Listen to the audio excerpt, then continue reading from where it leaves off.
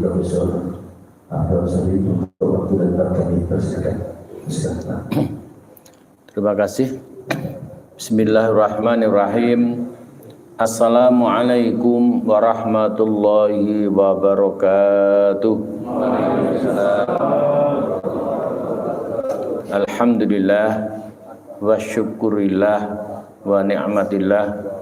Assalatu wassalamu ala rasulillah Sayyidina wa habibina wa syafi'ina wa maulana Muhammad ibn Abdillah wa ala alihi wa sahbihi wa mawalah wa la hawla wa la quwata illa billah. Qala Allah ta'ala fi kitabil karim, a'udzu billahi minasyaitonir rajim, bismillahirrahmanirrahim. Alladzina amanu wa tatma'innu qulubuhum bi dzikrillah, ala bi dzikrillah tatma'innul qulub. Wa qala aidan fi ayatil ukhra, ya ayyatuhan nafsul mutmainnah irji'i ila rabbiki radiyatan mardiyah fadkhuli fi 'ibadi wadkhuli jannati. Shadaqallahul azim. Hadratul mukarramun, para alim ulama, para sesepuh, para jamaah Masjid Al-Mustafa Rumah Sakit Urip Sumarjo, wabil khusus akhin al-kiram, saudara saya, sahabat saya, Bapak Insinyur Kiai Haji Mahfud Santoso, dan semua pengurus masjid yang dirahmati oleh Allah Subhanahu wa taala. Bersyukur pada Allah, senantiasa kita sampaikan atas nikmat yang telah diberikan pada kita bersama, sehingga pagi ini kita dapat melaksanakan kewajiban kita, yaitu ibadah subuh yang dilanjutkan dengan kajian-kajian agama. Mudah-mudahan amaliyah kita, kehadiran kita di sini dicatat sebagai amal soleh oleh Allah Subhanahu wa taala. Amin ya rabbal alamin. Sholawat serta salam senantiasa kita sanjung agungkan pada junjungan kita Nabi besar Muhammad sallallahu alaihi wasallam, dengan senantiasa mengharapkan syafaat pada hari kiamat kelak. Bapak-bapak, ibu-ibu yang di atas dan saudara-saudara sekalian, suatu kehormatan bagi diri saya diminta untuk memberikan sedikit pengetahuan saya dalam rangka pengisian jiwa rohani kita. Mudah-mudahan ini berlanjut terus, karena memang kita ini hidup di dunia yang dicari apa sih kalau bukan ketenangan batin. Oleh karena itu kajian saya terkait dengan masalah nanti bukan masalah fikih, bukan masalah tafsir, tapi adalah kajian-kajian batiniah dalam ilmu tasawuf, ya, ketenangan batin. Karena ini adalah kunci kesembuhan untuk pasien dan juga kita, supaya kita terjauh dari penyakit. Namun sebelum itu saya ingin sedikit memperkenalkan diri. Nama saya Muhammad Afif.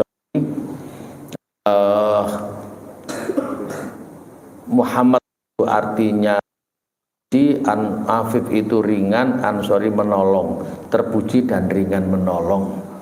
Jadi itu harapan orang tua gitu. Saya berasal dari Jawa Tengah bagian tengah, yaitu di Kota Wonosobo atau Kabupaten Wonosobo. Masa kecil ya namanya juga nama Arab Muhammad Afif. Kalau Jawa kan Santoso.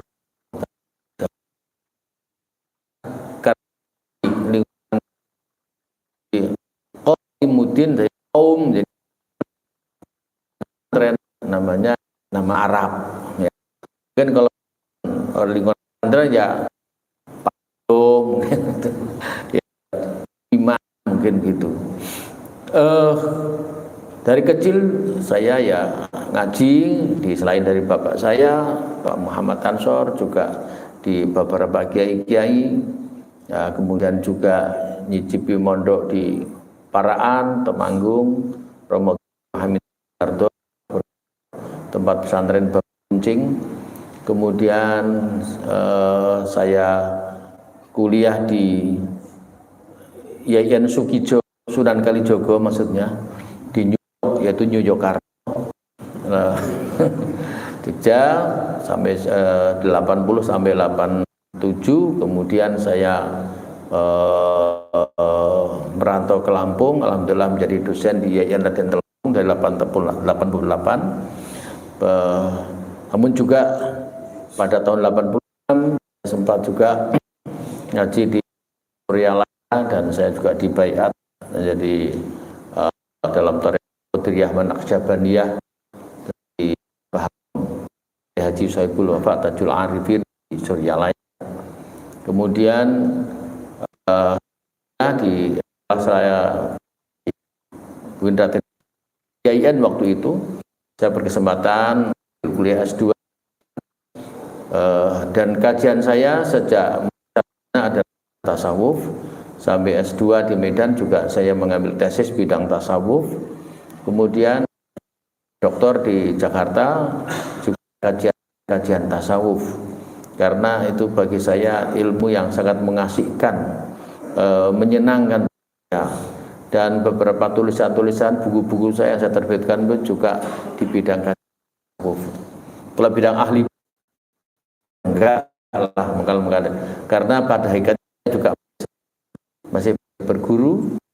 Kemudian di luar kampus juga banyak aktif muda di Gerakan Pemuda Ansor, pernah menjadi Komite Banser Lampung, kemudian juga setelah itu pengurus NU wilayah Lampung, kemudian pengurus organisasi Torekoh yang namanya Jamiyah, kemudian juga selain itu Pramuka, saya menjadi pengurus di kuartir daerah Pramuka dan menjadi pelatih nasional sehingga keliling Indonesia.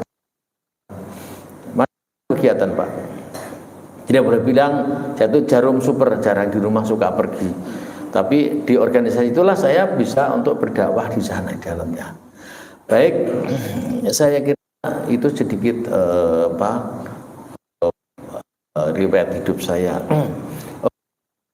Baru satu-satunya anak saya dua, satu sudah berangkat Tuhan menghadap Allah dan wafatnya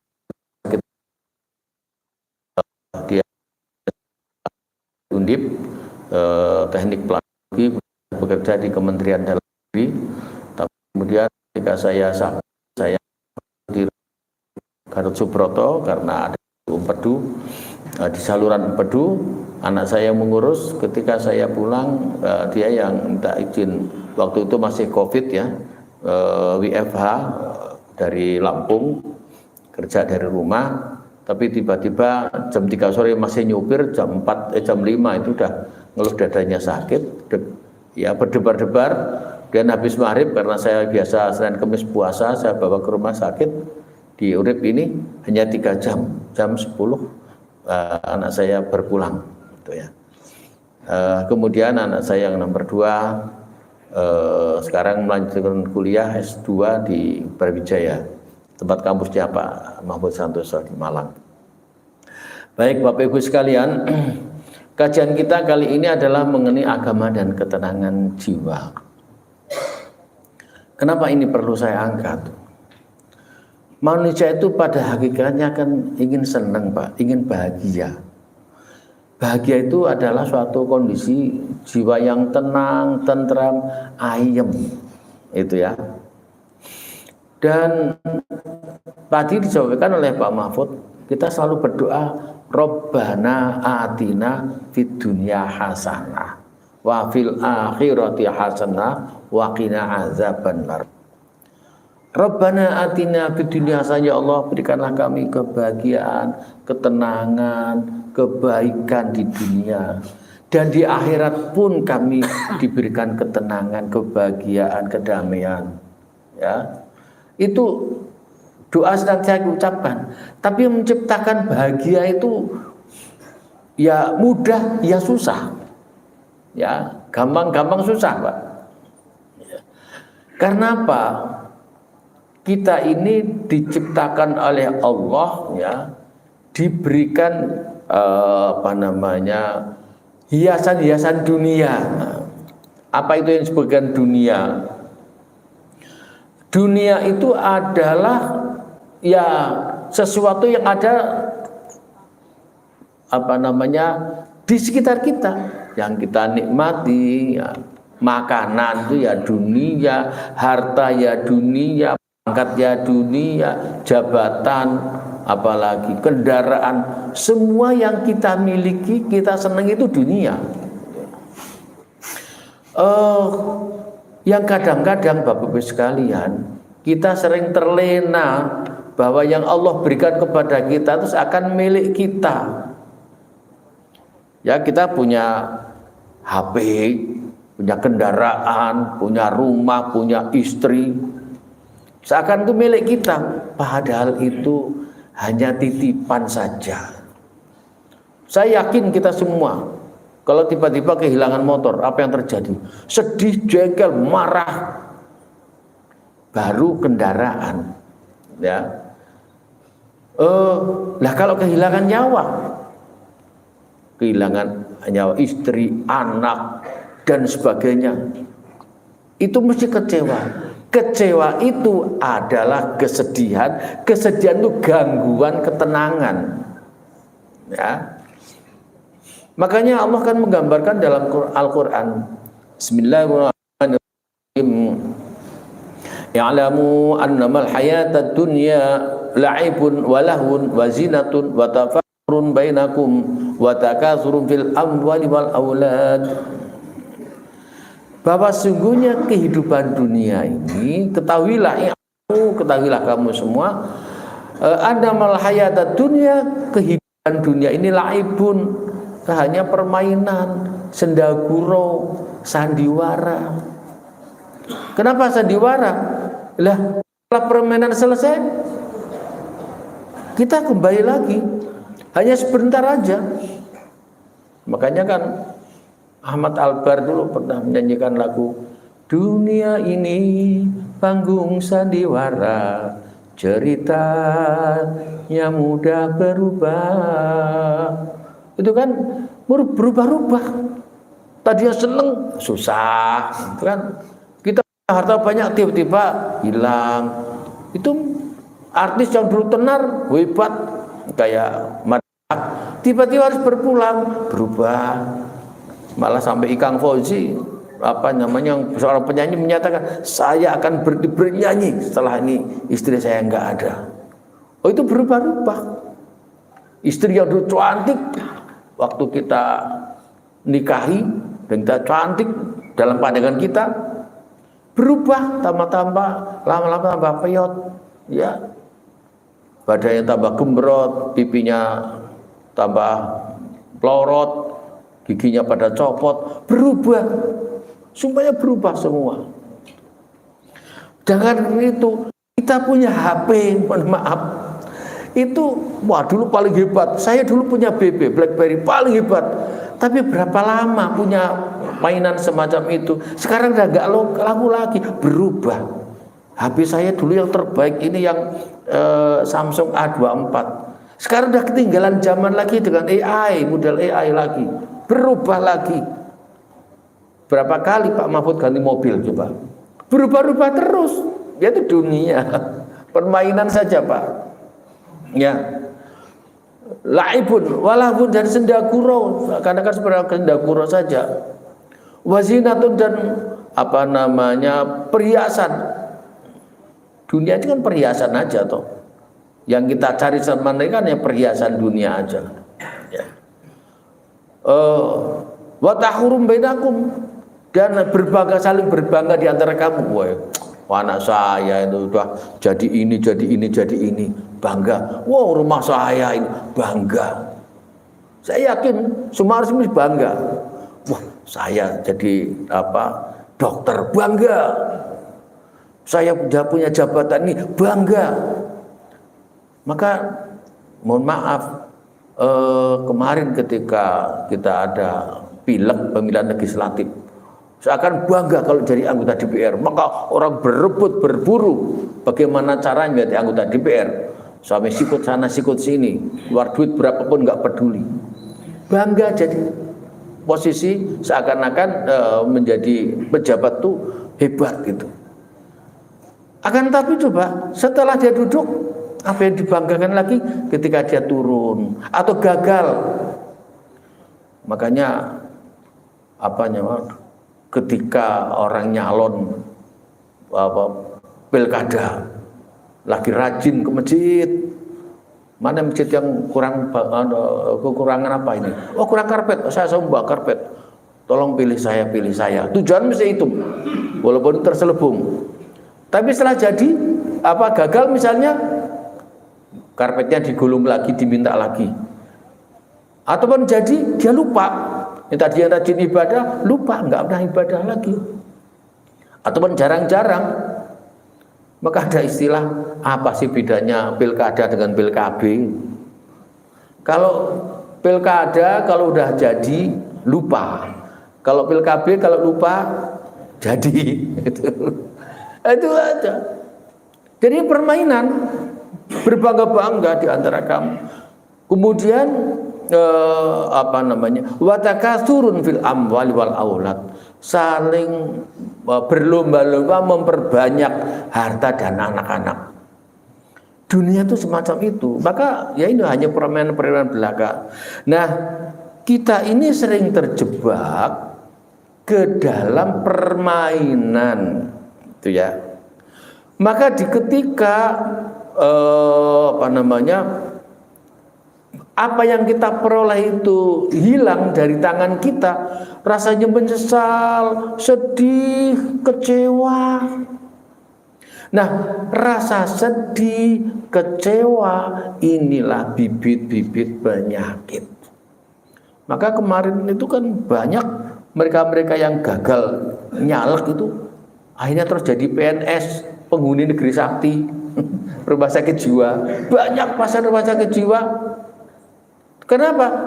Gagal, apa yang diinginkan ternyata di luar ekspektasi, sehingga kecewa. Dah, yang muda-muda ini lagi pacaran misalkan, lagi seneng-senengnya, udah besok mau menikah minggu lagi, tiba-tiba putus di tengah jalan dengan suatu sebab apapun, mesti rasa kecewa, sedih, jengkel, marah. Kecewa itulah yang kata dokter itu akan menyebabkan penyakit psikosomatis. Psiko itu jiwa, soma itu badan. Penyakit jiwa yang lari kepada badan.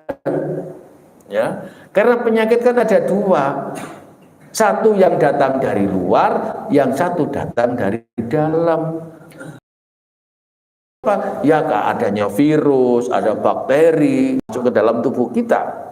Ya, disentri itu, muntaber itu katanya muncul tanpa berita, karena tahu tiba-tiba muntah itu dari luar. Yang dari dalam, asam lambung, bukan faktor makanan, itu faktor kejiwaan sebenarnya lebih banyak di situ. Darah tinggi, kemudian jantung, kemudian migrain, macam-macam lah. Itu penyakit-penyakit yang namanya psikosomatis. Makanya di kampus saya di prodi program studi tasawuf dan psikoterapi. Jadi di situ diajarkan bagaimana memberikan terapi-terapi orang penyakit ya sakit ya karena faktor-faktor psikis itu dengan pendekatan tasawuf. Ya mungkin nanti barangkali bisa kerjasama Pak Mahfud dari mahasiswa kita praktek di sini misalkan ya. Karena tiap hari praktiknya di rumah sakit umum anak kita. Alhamdulillah di antara mereka kemudian ditarik menjadi honorer di sana hanya mendampingi pasien saja. Nah itu kenapa? Untuk dalam rangka mengatasi penyakit-penyakit psikis atau kejiwaan itu tadi. Baik Bapak Ibu sekalian, dan itu karena apa? Ada ketidaktenangan jiwa. Dan memang Allah itu Maha Adil, sengaja menguji kita Bapak Ibu sekalian. Dunia itu ya kalau bahasa mudahnya ya harta tahta wanita lah. Nah, itu adalah dunia. Itu memang diciptakan Allah untuk menguji keimanan kita. Bismillahirrahmanirrahim. Dalam Al-Quran dikatakan surah Ali Imran ayat 14, Zuyyina lin-nasi hubbu syahawati minan nisa'i wal banina wal qanit wal qanatiril muqantarati minadh dhahabi wal fiddati wal khayli wal musawwamati wal an'am wal harth dzalika mata'ul hayatid dunya wallahu indahu husnul ma'ab. Zuyyina lin-nasi, dijadikanlah perhiasan yang indah bagi manusia. Apa itu? Hubbus syahwat, ya, kecintaan, ya, kepada aneka macam kesenangan. Syahwat itu adalah kesenangan, dorongan untuk menyukai sesuatu. Apa aja itu? Berupa apa? Minan nisa, senang kepada perempuan, perempuan senang kepada laki-laki. Mohon maaf bapak-bapak, ya, ketika orang pacaran, wah sayangnya setengah mati, cintaku hanya untukmu, nggak ada yang lain, ya. Tapi benarkah itu? Pertanyaan. Nanti begitu menikah lagi senang-senangnya, sayang-sayangnya. Nanti begitu dia karirnya menanjak, hartanya mulai bertambah, umur 40, istri semakin repot, kadang-kadang tadi bajunya rapi, di rumahnya pakai daster sobek, daster bolong, suami bosan di rumah, kecantol dengan orang lain lagi. Itu sering terjadi. Apa yang disebut dengan second puberty, pubertas kedua. Ini ciri-cirinya biasanya kalau ini ada mungkin ya, kemana bawanya sisir, minyak wangi semprot, pokoknya dandan terus. Ini kemungkinan besar mesti ada punya WIL, wanita idaman lain gitu. Itu di mana-mana Pak kasus itu, masya Allah. Ya, jadi cinta pada perempuan itu. Bahkan ini heboh, ini ada guru umur 54 malah senang dengan muridnya sendiri, ketangkep murid 16 tahun, masya Allah. Itu kasus itu banyak. Ya memang diciptakan Allah itu godaannya iman itu dalam melalui perempuan. Perempuan senang pada laki-laki, laki-laki senang pada perempuan. Itu Anisa, ya. Wal banin, kemudian senang pada anak-anak. Ya, kita bangga dengan anak kita. Apapun yang kita miliki berikan untuk anak-anak kita. Tapi coba anak kita diambil Allah, kira-kira sedih enggak? Jelas sedih. Ya alhamdulillah ketika anak saya wafat di hadapan dokter jantung, saya enggak tahu pada hadir di sini apa enggak, saya tuh enggak tahu. Saya bilang sama ketika dokter menyampaikan, mohon maaf Pak, kami sudah berusaha sekuat tenaga, ternyata Allah berkehendak lain, anak Bapak sudah enggak ada. Saya bilang, jangan nangis, jangan nangis, jangan nangis. Serahkan Allah. Alhamdulillah istri saya enggak nangis. Saya pun enggak nangis. Baru keluarga yang lain pada nangis semua. Alhamdulillah saya tegar. Saya merasa ini adalah bagian, ini milik Allah, ngapain harus saya gandul-ganduli. Saya langsung pulang malam itu mempersiapkan di rumah, bawa mobil sendiri. Kakak-kakak saya bilang, kamu yang bapak siapa? Mobil sendiri. Kamu gimana kesini? Enggak apa-apa. Ya saya enggak apa-apa. Paginya memandikan jenazahnya biasa-biasa aja. Tapi ya secara manusiawi setelah jenazah dimakamkan malam ya kadang saya nangis, kadang sedih gitu. Itu manusiawi. Rasulullah ditinggal putranya aja nangis kok. Itu manusiawi. Tapi kita nggak boleh berlarut-larut. Lah ini Bapak sekalian, kecintaan pada anak. Kemudian ketika hilang ya kita kecewa gitu. Kemudian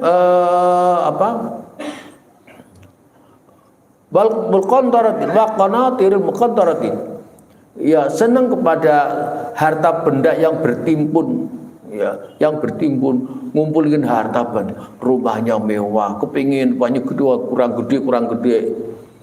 Tapi ketika anak-anak pada bubar semua, anaknya 7 bubar semua, tinggal berdua suami istri, untuk apa? Ini kan berubah lagi tuh. Apa yang dibanggakan lagi? Tuh. Saya ingat Pak Habibie. Berapa hebatnya Pak Habibie.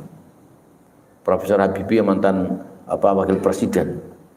Di ketika tua, istri meninggal, anaknya di luar negeri semua, Akbar dan Ilham Habibie sukses di Jerman.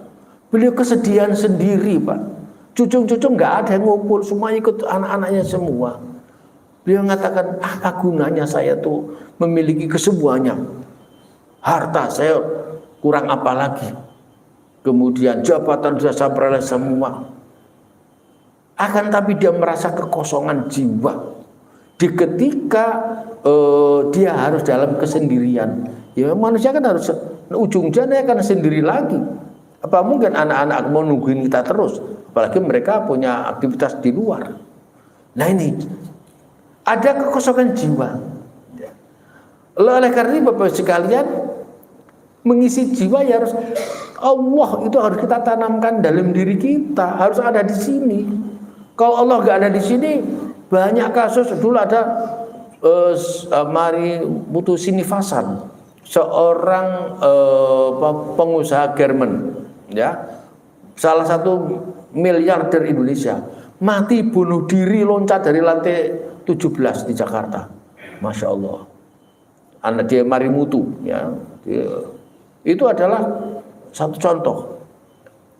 Banyak juga artis-artis yang kemudian bunuh diri malah, atau mereka rumah tangganya malah berantakan, kawin cerai. Di masa tuanya nggak dia ngurusin lagi. Seperti kemarin itu ada siapa yang sekarang belum meninggal tapi sudah terkapar, itu Anita Rahman, ya, dia di berita, seorang penyiar TV yang tenar dulu, buat selain cantik suaranya bagus, sekarang dia dalam kesendirian. Masya Allah. Jadi Bapak Ibu sekalian, itulah hal-hal yang jadi kebanggaan manusia, perhiasan dunia semacam itu. Ada yang memberi emas minadhabi. Wah, seneng kalau punya emas banyak, itu adalah bagian dari kenikmatan dunia, dianggap semacam itu. Kemudian minadwal fiddati, dan perak, wal khailil musawamati, binatang ternak, ya, dan sawah ladang, wal anam wal khars, sawah ternak dan sawah ladang, itu ada bagian di perhiasan dunia. Orang punya sawahnya berhektar-hektar, kebunnya berhektar-hektar, waduh, bangga sekali. Tapi itu kebahagiaan, kebanggaan ataupun hiasan yang sifatnya semu. Bapak-Ibu sekalian yang dirahmati oleh Allah Subhanahu wa taala. Nah, kemudian kalau gitu apa sih yang disebut kebahagiaan yang sejati? Ketenangan, kebahagiaan itu adalah manakala menempatkan Allah di dalam hati kita. Apa itu? Kami kan penting sudah ibadah, sholat. Iya, sholat rajin, tapi benarkah Allah sudah ditanamkan dalam hati? Bab ada ibadah cuma formalitas saja banyak, Pak. Yang penting saya sudah sholat, puasa, zakat, haji. Akan tapi itu hanya kulitnya saja. Ibadah cuman kulitnya doang. Ya. Kelihatannya alim, bajunya sangat syar'i, jenggotnya panjang. Allah. Seakan-akan, tapi itu tidak masukkan di dalam hati. Buktinya apa?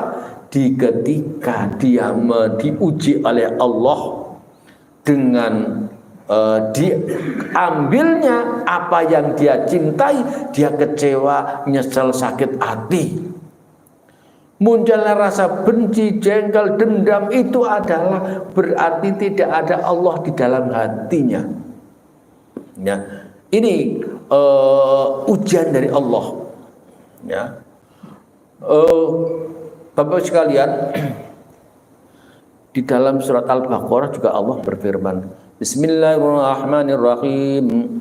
Wa nabluwannakum bi syai'in minal khaufi wal ju'i wa naqsin minal amwali wal anfusi wath thamarat wa basyiris sabirin Wa idza asabathum musibatun qalu inna lillahi wa inna ilaihi raji'un.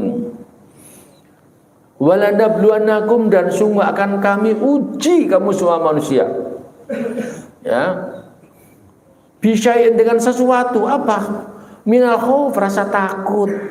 Takut itu ujian Allah.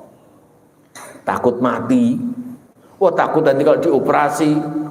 Saya punya kawan itu udah katanya kena kanker, ya. Tapi mau operasi takut.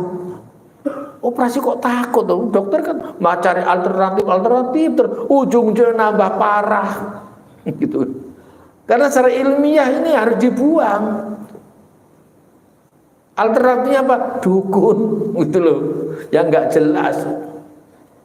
Makanya saya ketika divonis oleh dokter, siapa ada penyakit dalam di sini, ketika saya kencing kok air seni saya, urin saya udah kental warna kekuningan itu, dan saya periksa ke lab itu, wah ini bapak bilirubinnya tinggi, coba periksa ke dokter penyakit dalam, dicek segala macam di USG, wah bapak harus dirujuk ke bedah digestif. Loh, kok bedah digestif? Kenapa? Harus bedah dok? Iya, harus ke sana.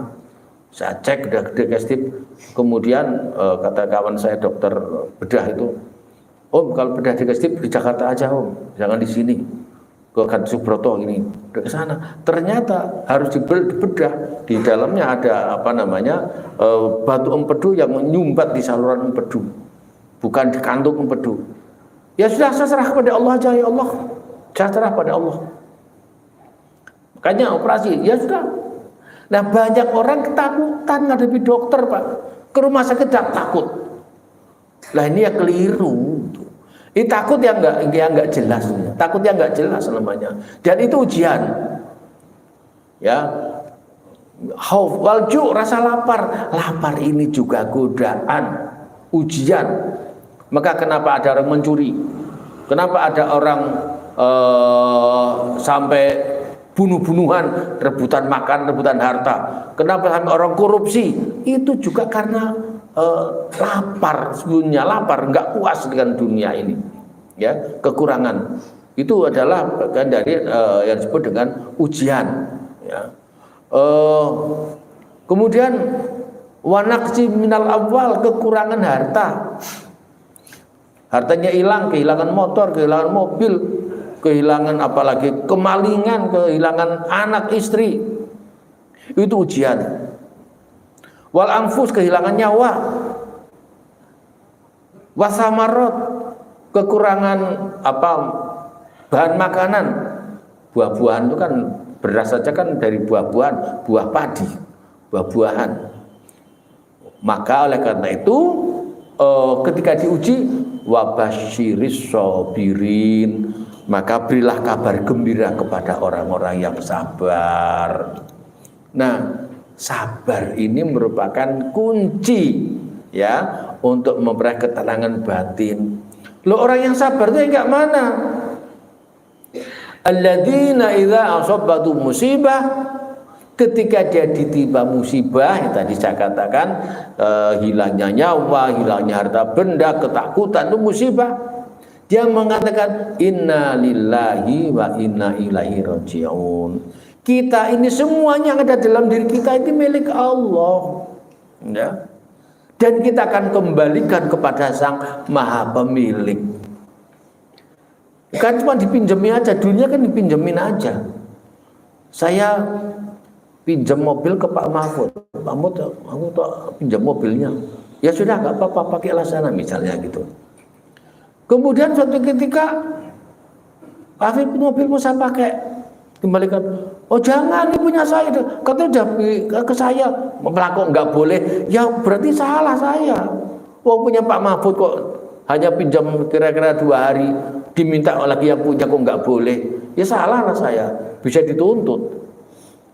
Kalau memang yang punya ngambil, silakan. Itu artinya plong.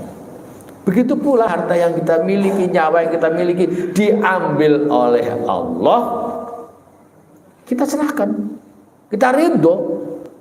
Maka itu sebagai orang yang sabar itu semacam itu Bapak-Ibu sekalian. Oleh karena itu kalau yang sekarang ditimpa penyakit, sabar. Itu kunci kesembuhan kok. Sakit pun jangan mengeluh, aduh sakit ini gak sembuh-sembuh, aduh gimana. Aduh, mengatakan aduh, mengeluh itu bagian dari sumber penyakit sesungguhnya. Ridho pada Allah, yakin Allah menyembuhkan penyakit. Lah yang menyembuhkan siapa? Bukan dokter. Dokter tidak bisa menyembuhkan. Yang menyembuhkan Allah. Dokter sarana saja kok. Obat itu sarana. Sebab kalau orang meyakini bahwa yang menyembuhkan itu dokter, itu syirik. Syirik. Ya, jatuhnya ada perbuatan syirik. Bahwa Nabi pernah mengatakan kullu da'in dawaun. Semua penyakit mesti ada obatnya. Nah, obatnya ada di mana? Di mana saja. Ke dokter karena secara ilmiah dia belajarnya tentang pengobatan. Dikasih jenis obat ini. Tapi dokter pun juga harus senantiasa memohon pada Allah. Sebab kalau misalnya dokter ternyata mengatakan, saya kalau bukan saya nggak akan sembuh orang ini. Itu juga dia terjatuh dengan disebut al-ghurur. Kata Imam Ghazali, ada membuat klasifikasi dalam kitab Asnaful Maghrurin, yaitu golongan orang-orang yang terpedaya, tertipu. Tuh. Seorang dokter misalnya mengatakan, saya kalau nggak mengobati nggak akan sembuh tanpa saya. Ya, ini dia terjebak ke dalam al-ghurur, tertipu daya, lupa Allah yang maha menyembuhkan. Betul. Oleh karena itu, seorang dokter ketika nyuntik kasih obat resep, jangan lupakan Allah. Bismillahirrahmanirrahim. Jangan lupa baca doa ya Bapak Ibu sekalian, minum obatnya. Allahumma ya syafi'al amrod, Allahumma ya syafi'al amrod, Allahumma ya syafi'al amrod. Ya Allah, Engkaulah yang maha menyembuhkan segala macam penyakit. Allah. Dan yang namanya obat itu wasilah. Loh Pak, kalau nggak pakai obat, boleh pakai air putih. Air putih juga wasilah. Maka banyak orang, ya kemarin saya barusan pulang dari umroh, sekeluarga sakit, kemudian ada sakit perut, kepala, coba wasilah baca doa, mengambil air zam-zam, baca doa, alhamdulillah sembuh. Biwasilatil ma, dengan wasilah air zam-zam. Air putih juga bisa Pak. Ternyata di Jepang itu para profesor mencoba meneliti apa pengaruh air doa. Ternyata air putih yang dibacakan doa, ya, doa apa saja, dia menelitinya itu apa saja, itu akan mengandung, berpengaruh menjadi ion-ion positif. Berdoa ditiupkan menjadi ion-ion positif, dan itu menjadikan obat. Apalagi kita sebagai orang muslim dibacakan doa, ya, membacakan Al-Quran, menyebut asma-asma Allah, ditiupkan ke air putih, kemudian biiznillah, dengan izin Allah sembuh. Maka itulah Allah memberikan kesembuhan, dan itu melalui media, melalui wasilah air putih yang mengandung ion-ion positif. Ternyata Masya Allah, banyak sekali ilmu-ilmu Allah yang kadang-kadang kita nggak ketahui. Akan tapi kalau mengiktikotkan siapapun, manusia, benda, bahwa itu yang menyembuhkan, itu syirik. Karena hakikatnya yang menyembuhkan Allah. Berobat ke kiai, kemudian beriktikot, wah Pak Kiai ini canggih, hebat, pokoknya kalau enggak dia susah untuk sembuhnya. Itu ya syirik jatuhnya kok. Itu syirik. Jadi yang menyembuhkan hanya Allah. Maka ini nilai tauhid yang paling tinggi, memasukkan Allah ke dalam diri kita. Bapak-Bapak sekalian dirahmati oleh Allah Subhanahu wa taala. Nah, Kalau Allah sudah ada di dalam diri kita, itu nanti yang akan menjadikan kita menjadi orang yang mutmainnah. Nah, sekarang ini mohon maaf saya banyak mengacu dari karya-karya Imam Ghazali karena beliau adalah seorang yang sangat dikenal sebagai ulama yang paling mumpuni di bidang tasawuf terutama ya, yang karyanya sangat banyak. Selain adalah beliau seorang ahli fikih juga, seorang filosof juga, tapi yang banyak yang bidang tasawuf. Tadi saya singgung soal syahwat, tentang nafsu, bahwa di dalam Islam itu, di dalam Al-Quran terutama, dikenal adanya 4 macam nafsu. Nafsu itu apa? Nafsu itu dorongan yang muncul dari dalam, yang menggerakkan manusia untuk melakukan suatu perbuatan, itu nafsu. Atau bahasa kerennya ya inner drive, dorongan dari dalam untuk berbuat. Ada yang dikenal dengan yang nafsu yang jelek-jelek, ada yang nafsu baik. Yang jelek nafsu amarah yang pertama. Nafsu amarah itu nafsu yang berhubungan dengan orang lain, yang ingin agar orang lain itu celaka, orang lain itu musnah atau sengsara. Ya, misalnya nafsu amarah itu kita pernah disakiti orang, awas lu, buat tinju lu, awas lu, kepecah kepala lu, marah pada orang, ya, awas gue bunuh lu, sampai ngebunuh, itu adalah nafsu amarah. Awas gue tempeleng lu, itu nafsu amarah. Yang secara fisik, yang non fisik mengintimidasi, awas lu, awas lu. Nah, itu nafsu amarah. Kemudian mendistorsi, jelek-jelekin orang, itu amarah. Kebencian itu amarah. Ya. Makanya dalam Al-Quran dikatakan nafsa la'amarratun bisuk. Sungguhnya nafsu itu, nafsu amarah, mengajak kepada keburukan. Adanya ketidaktenangan hidup atau disharmoni dalam masyarakat karena adanya nafsu amarah. Tetangga sama tetangga sering jenggel-jenggelan, marah-marahan. Gara-gara beda pilihan politik, marah-marahan, ribut, berantem, tawuran, itu nafsu amarah semua, itu nafsu amarah semua. Suami istri ribut, nafsu gara-gara nafsu amarah. Ini, dan orang yang tidak bisa mengendalikan nafsu amarahnya itu secara psikologis dia terganggu kesehatan jiwanya. Biasanya apa? Darah tinggi, naik, darahnya naik, bos.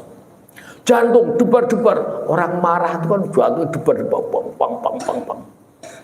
Dan mudah stroke. Mudah stroke. Bapak-bapak, ibu-ibu, kira-kira yang paling mudah stroke itu bapak-bapak atau ibu-ibu? Ayo. Kira-kira yang mudah stroke. Ibu-ibu mudah stroke, lo hati-hati.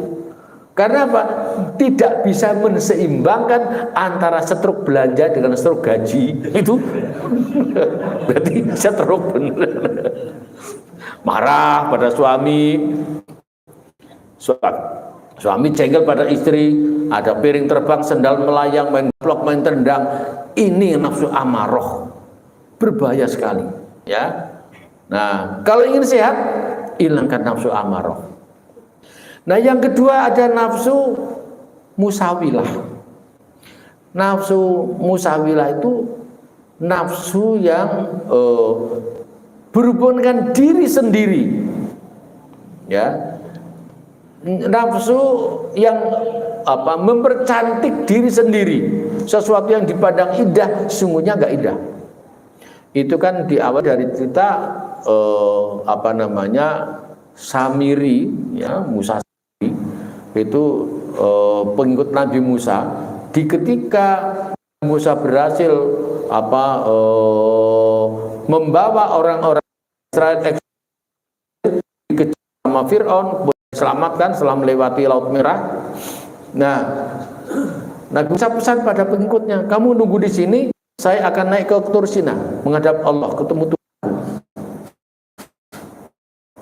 Ketika ditinggal oleh Nabi Musa, ada seorang namanya Samiri malah melakukan perbuatan membuat patung dari emas, patung sapi dari emas, kemudian disembah-sembah. Ketika Nabi Musa kembali kepada kaumnya, Nabi Musa marah kepada Samiri. Kenapa kamu melakukan perbuatan yang melanggar Allah? Dia mengatakan wasawalat li nafsi, nafsuku memandang cantik patung sapi yang cantik, kemudian karena ingin melihat Tuhan bentuknya kayak mana nggak bisa kelihatan, maka aku membuat Tuhan dari patung sapi. Wasawalat li nafsi, ternyata yang namanya indah itu adalah keliru. Nah, itu nama nafsu wasawalat jadi nafsu musawilah. Nafsu musawilah itu memandang suatu kelihatan bagus, ternyata tidak. Contoh,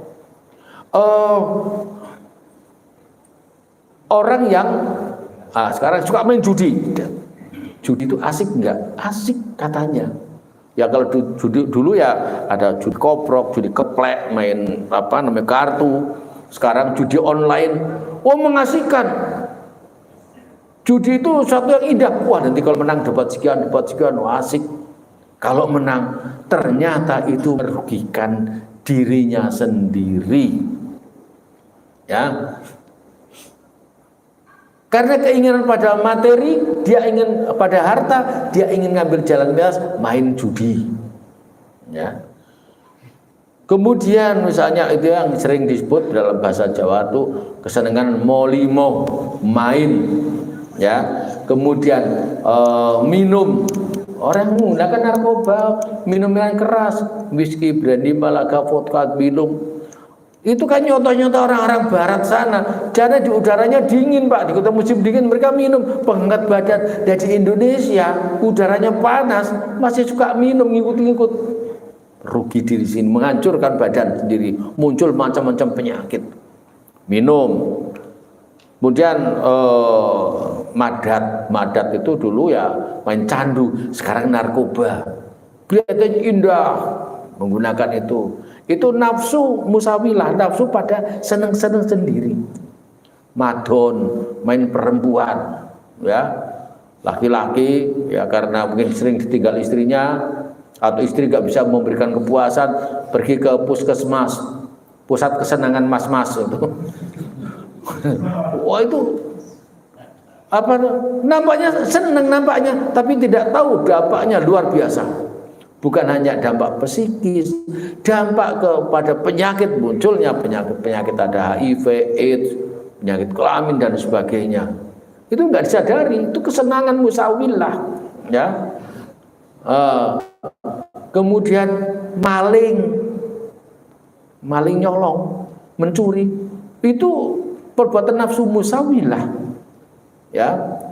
Nah, awalnya seneng-seneng sendiri, mulai maling itu kan kalau yang kecil yang ngutil, kemudian apalagi ngambil barang orang, nyopet, maling, gede-gede ngerampok, korupsi, itu kan untuk seneng-seneng sendiri. Seakan-akan kalau banyak harta, wah bangga, hebat. Ternyata itu adalah merugikan diri sendiri. Nah itu nafsu musawilah, nafsu musawilah. Yang ketiga ada nafsu lawamah. Nafsu lawamah itu kata-kata nafsu yang pertengahan antara yang baik dan yang buruk. Disebut dengan nafsu dikata-kata lamah. Lamah itu dalam bahasanya orang Jawa namanya kerentek. Kerentek itu apa Pak Mahfud? Kerentek itu dorongan spontan dalam hati. Misalnya Bapak sekalian pulang dari sholat, kok ada HP terjatuh di situ. Apa yang terpikir? Waduh, HP punya siapa ya? Nggak ada orang Indonesia, langsung disumputin, nggak diumumkan, diberikan. Nah, ini jatuh pada nafsu musawilah. Nggak ada niat untuk nyolong, tapi ada barang anggur diambil, itu menjadi nafsu musawilah. Kalau ternyata, wah ada yang punya, ada gambar Pak Mahfud, langsung serahkan Pak Mahfud. Berarti dia jatuh pada nafsu yang baik atau nafsu mutmainnah. Banyak terjadi orang tindak kejahatan tidak sengaja, tidak ada niat, ya, tidak ada niat. Tapi ternyata di tengah perjalanan ada motor terparkir, kuncinya gantung. Waduh, ada motor nganggur, ambil sikat bawa pergi, jatuh pada nafsu musawilah, nafsu yang nyolong. Betul nyolong ketahuan, wah maling. Dia ngelawan pada yang punya, jedet yang punya, ditinjunya jatuh atau dibunuh, dia langsung kabur lagi, jatuh pada nafsu amarah, ya musawilah. Anak-anak muda, ya iseng-iseng, lihat perempuan cantik, weh mbak, mana mbak? Ya senyum, mas, senyum. Oh, langsung digodanya, nggak ada niat tadinya, tapi begitu lihat terpesona, langsung menggodanya, jatuh pada nafsu yang musawilah. Terjadi perzinahan misalnya, itu musawilah. Nah yang keempat, nafsu mutmainnah. Nafsu mutmainnah itu nafsu yang tenang, tentram. Ya ayyatuhan nafsul mutmainnah, irji'i ila rabbiki radiyatan mardiyah, fadkhuli fi ibadi wadkhuli jannati. Wahai nafsu yang tenang, ya ayatuhan nafsul mutmainnah, irji'i, kembalilah kamu, ya pulanglah kamu, ila rabbiki, kepada Tuhanmu, radiyatan mardiyah, dengan penuh keridhaan, dengan penuh kesenangan, kebahagiaan. Fadkhuli, masuklah engkau semuanya, wadkhuli jannati, masuklah ke dalam surgaku. Orang yang hatinya tenang, bahagia, itu semuanya diberikan kenikmatan surga. Nah, surga itu yang mana, Pak? Apakah surga di akhirat sana? Surga itu ketenangan, kebahagiaan abadi di dunia maupun di akhirat. Jangan pernah berangan-angan, berpikiran surga hanya di akhirat.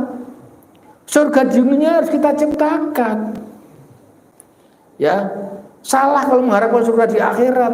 Di dunia malah sakit hati, kecil, sengsara hidup di dunia. Sengsara nggak apa-apa, matinya tenang, masuk surga.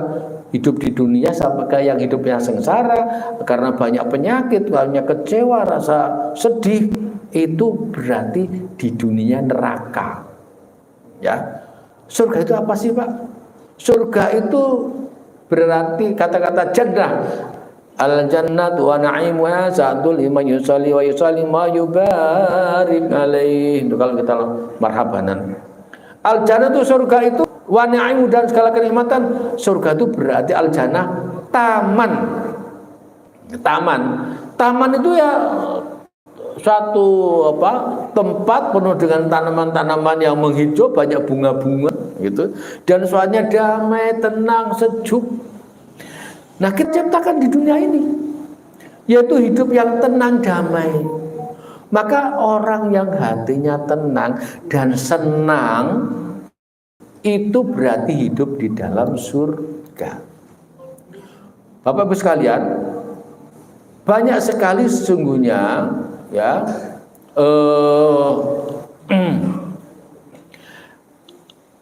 perintah Allah dalam Al-Quran, ya, untuk kita supaya senang-senang, Pak, supaya senang-senang. Hidup ini untuk senang-senang, bukan susah-susah. Ya,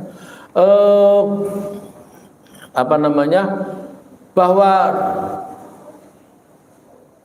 orang yang berbahagia itu adalah orang yang bisa mensyukuri semua apa yang Allah berikan kepada kita.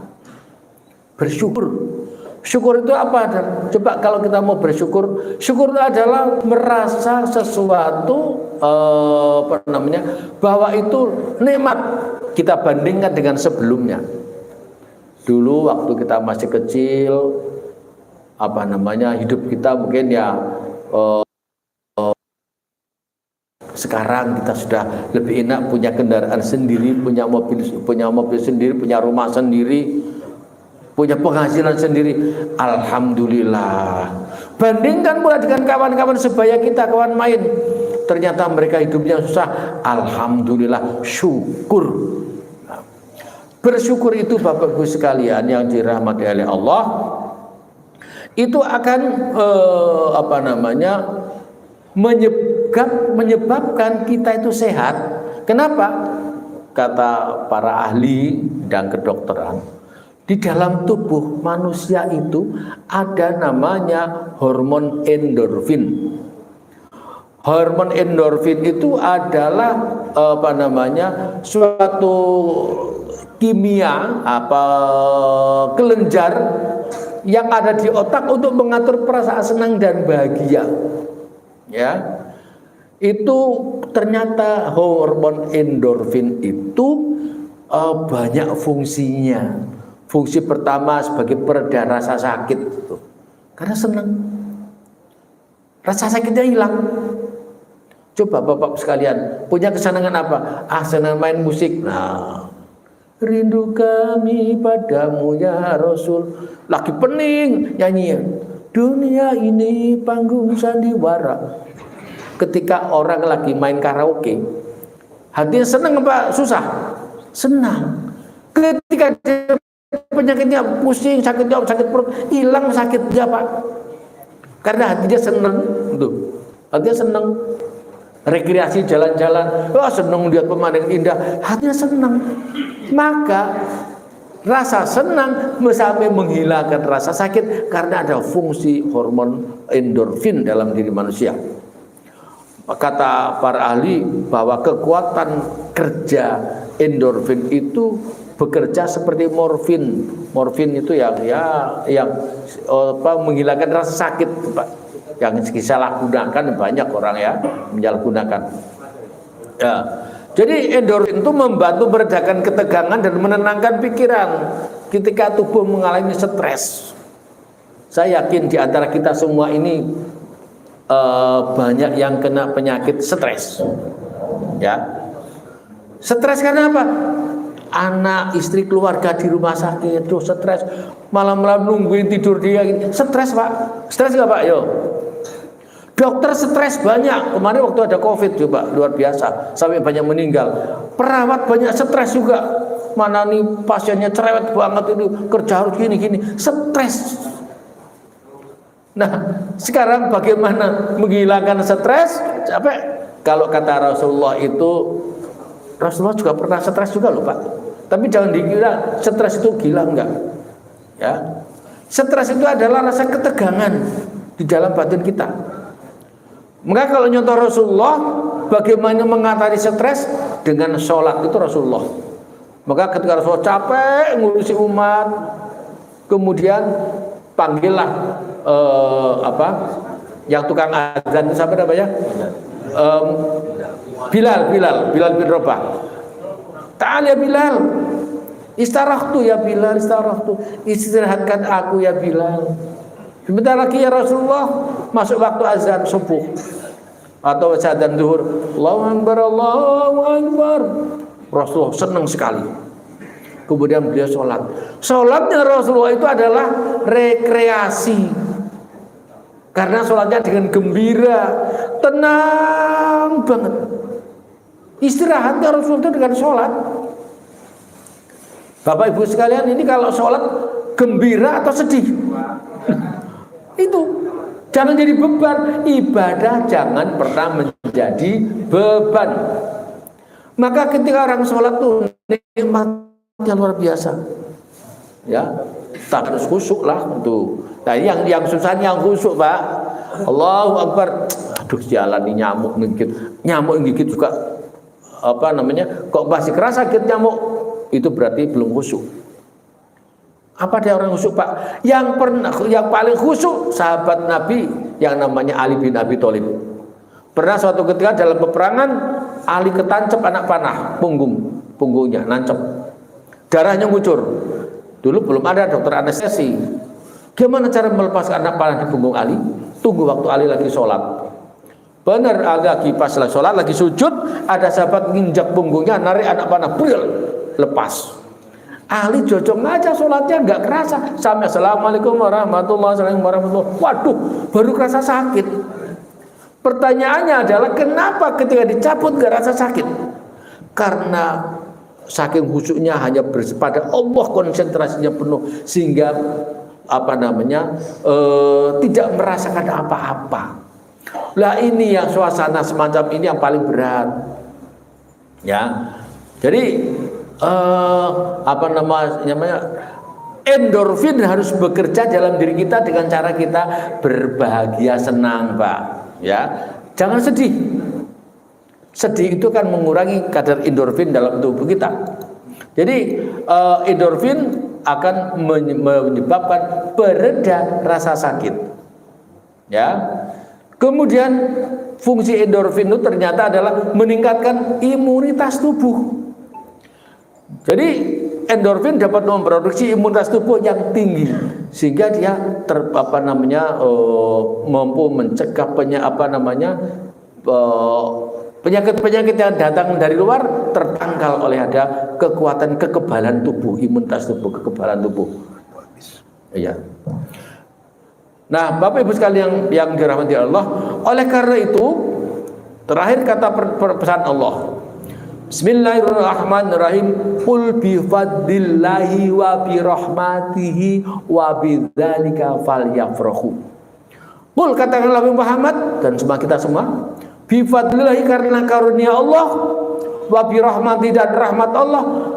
Oleh karena itu wa bidzalika falyafrahu, maka bergembiralah. Nah, maka kunci gembira adalah meningkatkan hormon endorfin. Hormon endorfin muncul akan menimbulkan rasa tenang dalam hati. Ya, kenapa? Karena Allah telah kita mensyukuri semua nikmat Allah. Ketenangan itu akan menyebabkan kita sehat, dan yang sakit bisa sembuh dengan kebahagiaan, dengan senang. Maka dampingilah para perawat-perawat ini pada pasien-pasien untuk supaya senang hatinya, jangan pernah rasa sedih, karena rasa sedih akan menimbulkan tambah parah penyakitnya. Oleh karena itu, insya Allah agama bisa dijadikan sebagai sumber ketenangan jiwa dan sumber menyebabkan kesehatan dalam tubuh kita. Demikian kurang lebih, mohon maaf, usikum wa nafsi bittaqullah. Mudah-mudahan nanti bisa kita lanjutkan dalam kajian-kajian berikutnya terkait dengan masalah kebahagiaan. Assalamualaikum warahmatullahi wabarakatuh.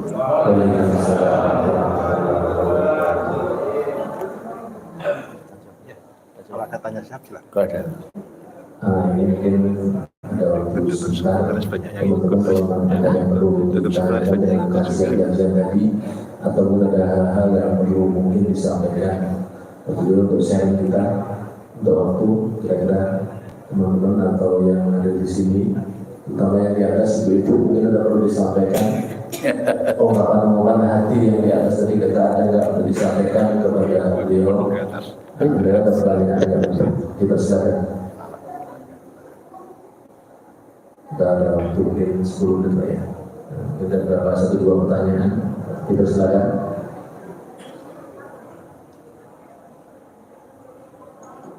Malah ngobrol lagi.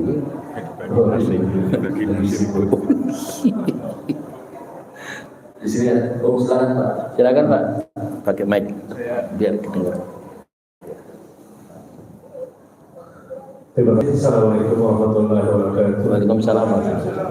Ini mengenai menyikapi kehilangan. Kadang-kadang kita masih merasa bahwa harta itu supaya kita dapatkan, jadi merasa milik kita, padahal itu milik kita.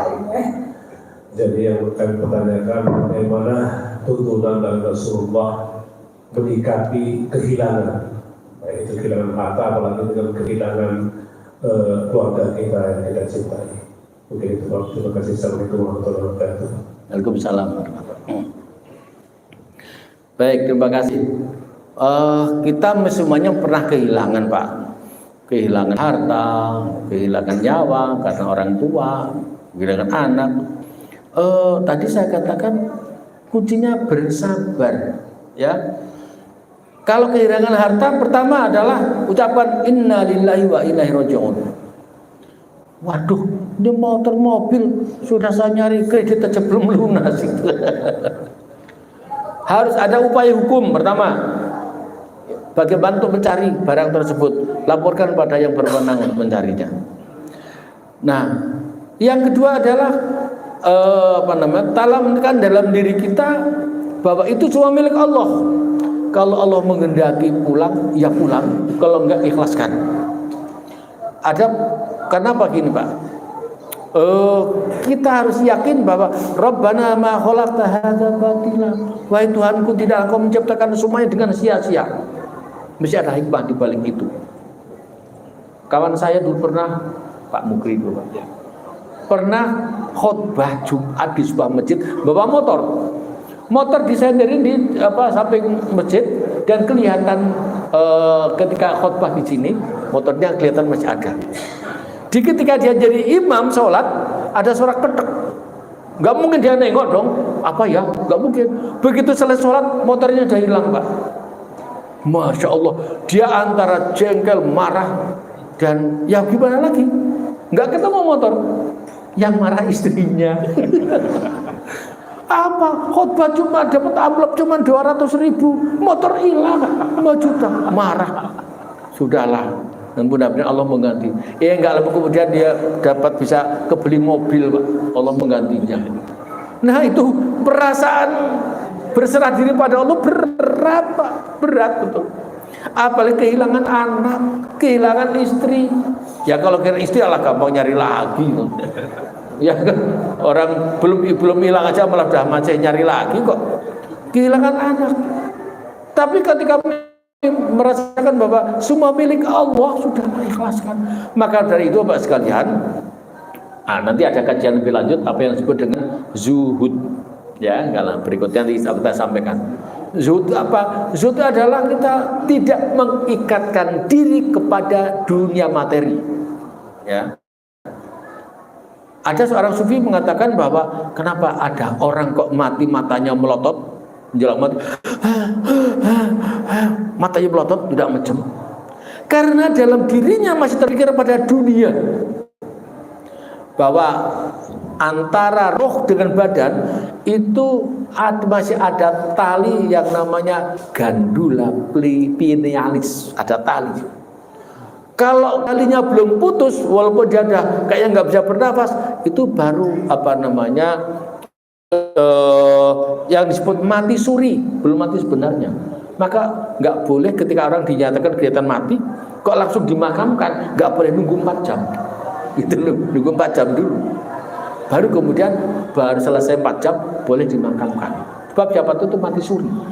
Nah, ketika ada orang dalam keadaan nazak, ya, dan meninggal matanya melotot, kata para ulama sufi, dia masih memikirkan dunia, apakah hartanya, apakah istrinya, atau anaknya, dipikirin. Nah, jadi berarti bahwa harta itu ternyata adalah penghambat kita mati sebelum kita berserah diri pada Allah. Serahkan Allah, jangan pernah mengingatkan diri. Maka kalau ada orang berangkat haji, dikasih aja, kamu nggak boleh nengok ke belakang. Tuh, berangkat di rumah, kalau orang di kampung itu sudah mulai berangkat, jangan nengok ke belakang. Maksudnya apa? Jangan mikirin yang ada di rumah, jangan mikirin dunia. Maknanya kan gitu. Serahkan Allah semua. Gitu. Di sana konsentrasi ibadah. Sama dengan kita mau mati, tambah tua, jangan mikirin dunia. Dunia wajib dicari, tapi jangan mengikatkan diri pada materi.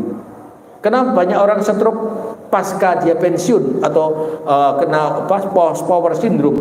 Karena dia merasa dia masih dihormati orang, ya, masih dihargai oleh orang. Ternyata begitu pensiun nggak ada orang menghormati dia. Dulu ada ajudan, ada pengawal, begitu pensiun nggak ada lagi ajudan dan pengawal. Dan itu menjadikan dia rasa terbebani, malu, nggak enak bergaul dengan masyarakat, nggak mau lagi. Diundang yasinan tahlilan nggak mau, Nah itu menjadi orang yang ekstrovert, itu menjadi muncul penyakit macam-macam. Nah itu stroke akibatnya. Gitu. Jadi jangan mengikatkan diri. Kita punya harta, motor, mobil, HP, rumah. Jangan terlalu terikat pada benda-benda tersebut. Sebagai sarana wajib dicari. Itu Pak. Jadi menurut para ahli tasawuf bahwa harta itu hanya nempel saja, tapi tidak mengikat. Sekedar nempel saja. Begitu lepas sudah serahkan pada Allah. Maka tidak akan menimbulkan rasa kecewa, dendam, sakit hati, tidak ada. Dan itulah kunci orang yang sabar semacam itu. Ya, sih. Intinya berserah diri, pasrah, dan sabar. Ya. Soal gantinya. Ada gantinya. Kalau mobil dan motor tadi hilang, pesawat ada yang mobil. Kalau istri hilang, ada ingin soal datanya lagi. Cukup, itu cukup. Alhamdulillah pada pagi hari ini alhamdulillah banyak masukan-masukan, banyak ilmu yang kita dapatkan dari Profesor Habib. Sekali lagi kami ucapkan terima kasih banyak atas tausiahnya, atas bimbingannya, atas ilmunya, dan semoga kita semua yang berbisnis selalu diberikan keberkahan Allah Subhanahu wa Ta'ala. Amin ya Rabbi. Amin. Terima kasih atas waktunya dan atas semuanya. Kita akhiri dengan doa penutup majlis. Subhanallahumma wa bihamdihi